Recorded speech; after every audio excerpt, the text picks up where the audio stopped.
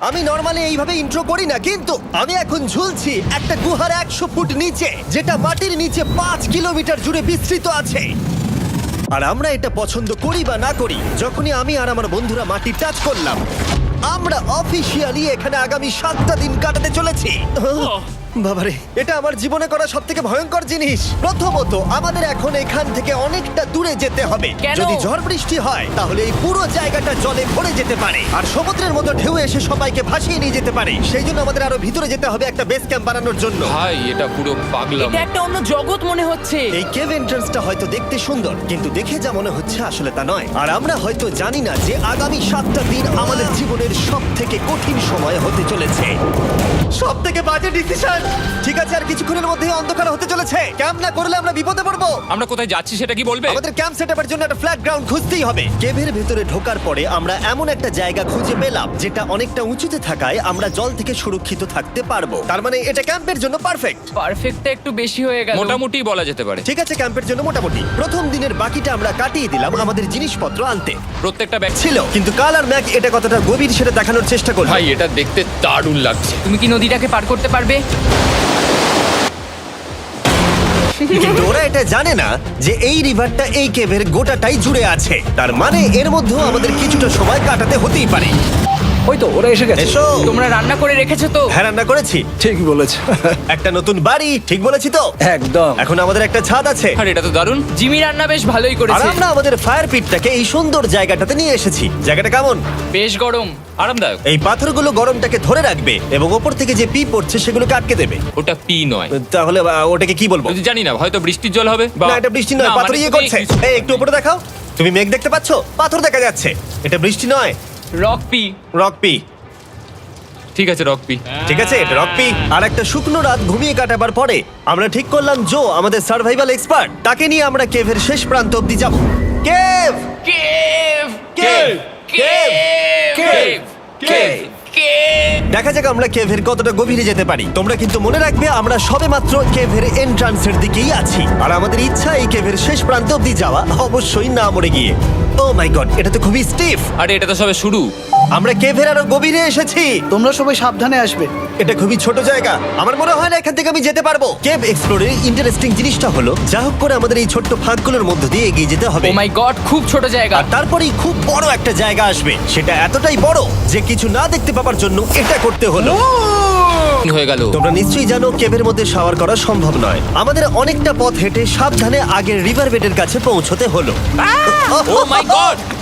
আমি আমার ব্রেনকে ফিল করতে পারছি। আমি এভাবে ব্রেনকে ফিল আমার করিনি। কপালটা জমে গেল পুরো। চলো ড্রোন দিয়ে মাথার চুলগুলো শুকিয়ে নি। এদিকে এসো ড্রোন। ও দাঁড়াও দাঁড়াও দাঁড়াও, এটা কিন্তু কাজ করছে। হ্যাঁ, দারুণ কাজ করছে। ড্রোন থাকতে হেয়ার ড্রায়ারের কি দরকার? আর চুল শুকানোর পর আমরা জোয়ের সাথে জার্নির প্ল্যান করতে বসলাম। এটা কি জো? এটাই কেভের ম্যাপ। আগেরবার আমাদের থামতে হয়েছিল কারণ জল খুব জোরে বইছিল। এখন বৃষ্টি কম হচ্ছে, তাই কালকে আমরা নিশ্চয়ই এই কেভের শেষে পৌঁছে যাব। এটা ভয়ঙ্কর হতে চলেছে। প্রথমে আমাদের কালকে যেখান দিয়ে গেলাম সেখান দিয়ে আগে যেতে হবে। জলের মধ্যে ঝাঁপ দিতে হবে এবং পাথর দেখে হাঁটতে হবে। এগুলো সবকটা আমরা যদি পার করতে পারি তাহলে আমরা গ্লো ওয়ার্ম চেম্বারে পৌঁছে যাব। কেমন দেখতে তুমি সেটা বলো না, আমি তোমাদেরকে সারপ্রাইজ দিতে চাই। তোমার মনে হয় আমরা পারবো? ওইসব বাদ দাও, আমরা ঠিক কালকে পৌঁছে যাব। কালকের প্ল্যান আমরা চক আউট করে নিয়েছি। আমরা রেস্ট করছি আর ফেস্টিভ্যাল স্মোর্টস খাচ্ছি আমাদের এনার্জি রিগেন করতে। সবাইকে চিয়ার্স। জো এই প্রথমবার ফেস্টিভ্যাল ও, স্মোর্টস দারুণ। খাচ্ছে।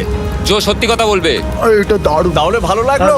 দারুণ লেগেছে। আমরা এই চকলেটটা আগে কেন বের করে নিই? এটা এমনি চকলেটের থেকে 10 গুণ ভালো খেতে। সত্যি কথা বলতে তোমরা যদি ফেস্টিভ্যালের সাথে স্মোর্টস ট্রাই না করে থাকো তাহলে তোমরা মিস করছো। কালকে আমরা পুরো কেভটা এক্সপ্লোর করব, দেখা হচ্ছে। তাই আমরা ভালো করে ঘুমানোর চেষ্টা করলাম আর কালকের প্রিপারেশন নিলাম কেভের শেষে যাওয়ার জন্য। আমরা আমাদের জীবনের সবথেকে ডেঞ্জারাস জার্নি করতে চলেছি। ডে 3 এর অভিজ্ঞতা মাথায় রেখে আমরা কম শুট করেছি যাতে আমরা সামনের দিকে তাড়াতাড়ি এগোতে পারি। জলটা খুব ঠান্ডা। হ্যাঁ, আগের দিনের মতোই খুব ভালো। এই তো। আর যাতে আমরা সবাই বেঁচে ফিরতে পারি তাই জো ছাড়াও আরেকজন সার্ভাইভাল এক্সপার্টকে আমরা নিয়ে এসেছিলাম। এখানেই আমরা ডে 3 তে আটকে গেছিলাম। এখন আমরা কি করব? এবারে আমরা অনেক তাড়াতাড়ি এসেছি। আমাদের পিছনে ঘন অন্ধকার, কোথায় যাব? এই রাস্তাটা অনেক সরু এবং হ্যাঁ। স্রোত প্রচুর বেশি, তাই আমরা দেয়ালগুলো ধরে ধরে আস্তে আস্তে এগোবো। এই যে এইভাবে। Oh হ্যাঁ, God! এই রকটায় জাম্প করো। কয়েকটা ভালো পাথর আছে যেগুলোকে তুমি ধরে এগোতে পারবে। আরে এখানটা তো অনেক অন্ধকার। আমি আর পা পাচ্ছি না, আমি এখন মাটিতে আর পাই পাচ্ছি না। যেহেতু আমরা মাটিতে পা পাচ্ছিলাম না, তার মানে যদি আমরা পাথর ছেড়ে দিই তাহলে এই জলের স্রোত আমাদেরকে ভাসিয়ে নিয়ে যেতে পারে। জো, আমরা কি করব? আমি এটা ধরে এসেছি, তুমি এটা ঠিক আছে, ধরো। আমি তো দেখতেও পাচ্ছি না কোথায় যাচ্ছি। জো, স্রোত আমাকে ভাসিয়ে নিয়ে চলে যাচ্ছে। আমি তুমি করবো কি করে? পারবে, পারবে। শুধু মুখটা এখান থেকে ঢুকিয়ে দাও, আমি হেল্প করছি। এখানে আমি ঢুকবো? হ্যাঁ, এই গর্তের মধ্যে। এই তো, খুব ভালো। এটা আমার জীবনের সব থেকে বিপজ্জনক অ্যাডভেঞ্চার। আমরা এখন কেভের অনেক গভীরে চলে এসেছি আর এবার আমাদের সামনে প্রথম বড় বাধা। এখানে জলের একটা ঘূর্ণাবর্ত আছে, যদি তুমি এর মধ্যে পড়ে যাও তাহলে তোমাকে একদম নিচে নিয়ে চলে যাবে। মানে আমরা পড়ে গেলে মরে যেতে পারি। হ্যাঁ, মানে আমরা মৃত্যুর সাথে খেলা করছি। এটা এতটা বিপজ্জনক হতে পারে আমি সত্যিই ভাবিনি। খুব ভালো। এই তো। তাহলে কি আমার পা এখানে হ্যাঁ, রাখবো? রাখো রাখো। ঠিক আছে, এই তো আমি পেরেছি। এটা আমার ভাবনার থেকেও বেশি কঠিন ছিল। এই নদীটা কতটা শক্তিশালী এই গোটা কেভটাকে তৈরি করেছে। কিন্তু মজার ব্যাপার হলো আমরা পাথরের মতো শক্তিশালী নই। আমি শুধুমাত্র মানুষের মতোই শক্তিশালী। সৌভাগ্যবশত কাল এই অ্যাডভেঞ্চারে লিড করেনি, তার বদলে আমরা একজন অ্যাভেঞ্জার জোকে পেয়েছি। ও কতটা এক্সপার্ট তার প্রমাণ হিসেবে বলতে পারি। সে লিটারালি কতটা ওপর থেকে আমাদেরকে নদীতে ঝাঁপ দিয়ে দেখালো। ও মাই গড, এটা পাগলামি। কে বললো এটা পাগলামি? এটা তো আমার কাছে খুবই সহজ। আমি এটা করব। তুমি কোনোভাবেই এটা করতে পারবে না। আরে কি বলছোটা কি তুমি? আমি এক্ষুনি করতে চাই। চলো যাচ্ছি Joe. Godspeed back. Jimmy আমার সাথে যা যা করেছে তার কাছে এটা তো কিছুই নয়। 3, 2, 1।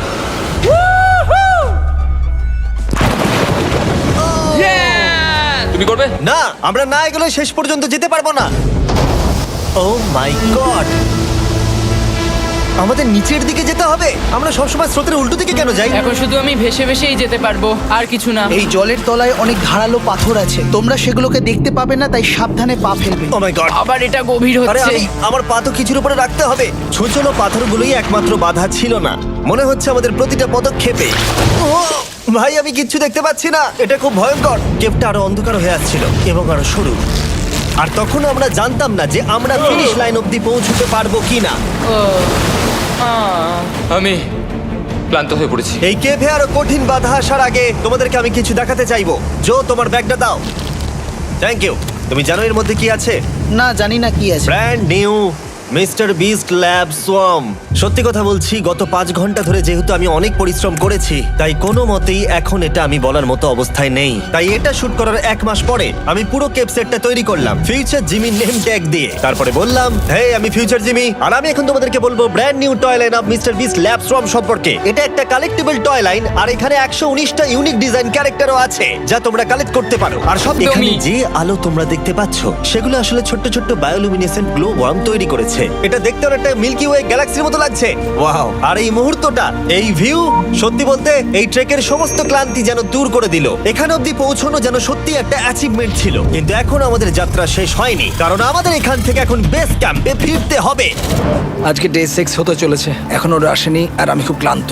আমার মনে হয় না আমি ভালো করে ঘুমোতে পারবো, ওদের জন্য খুব চিন্তা হচ্ছে। এই ট্রিপটা অনেকটাই সহজ ছিল কারণ আমরা স্রোতের সাথে ভেসে ভেসে যাচ্ছিলাম। আর যেহেতু তোমরা এই ট্রিপটা দেখেছো, তাই আমরা এটাকে স্কিপ করলাম। কিন্তু সত্যি বলতে এই জার্নিটাও অনেকটা বেশি সময় নিল, কারণ আমরা ক্যাম্পে পৌঁছানোর আগেই 6 নম্বর দিন চলে এলো। শন, সবাই ঠিক আছো তো? আমার খুব চিন্তা হচ্ছিল। Happy day 6। ডে 6 খুব ভালো। এনার্জি বাড়াতে আমরা আগুনের উত্তাপ নিলাম এবং ফাইনালি আমরা কিছু খেতে পেলাম। এটা খুবই অ্যাডভেঞ্চারাস ডে ছিল। কালকে দেখা হচ্ছে, মানে আজকেই হয়তো। এটা হয় ডে কোনোদিন 6 হবে না। নাকি আজকে, না আমি জানি না। এত বড় ট্রেক সম্পূর্ণ করার পরে শারীরিকভাবে চূড়ান্ত ক্লান্ত হওয়া সত্ত্বেও জানি না কেন, কিন্তু আমি একদমই ঘুমাতে পারছিলাম না।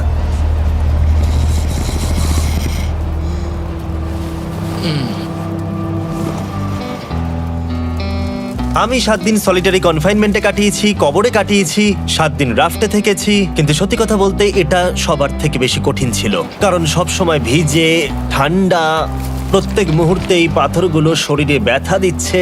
বেশিরভাগ সময়টাই এই কেপটা দুঃস্বপ্নের মতো ছিল। কিন্তু তোমার আর আমার মধ্যে জিমি! ইয়ো! গার্ড, আমাকে দেখতে পাচ্ছো? এটা পৃথিবীর সবথেকে উজ্জ্বল টর্চ। মজার মুহূর্ত অনেক ছিল। মাটির নিচে 300 ফুট গভীরে অভিযান চালানো থেকে আমাদের সবাই মিলে হ্যামক নিয়ে হাসাহাসি করা সবকিছুই অভিযানের অংশ ছিল। যেহেতু আমাদের সঙ্গ দারুণ, চলো তিমির মতো আওয়াজ করো। তাই এই ভিজে ঠান্ডা পাথুরে অদ্ভুত কেভের ট্রিপটা বদলে গেল আমাদের জীবনের সব থেকে সুন্দর মুহূর্তে।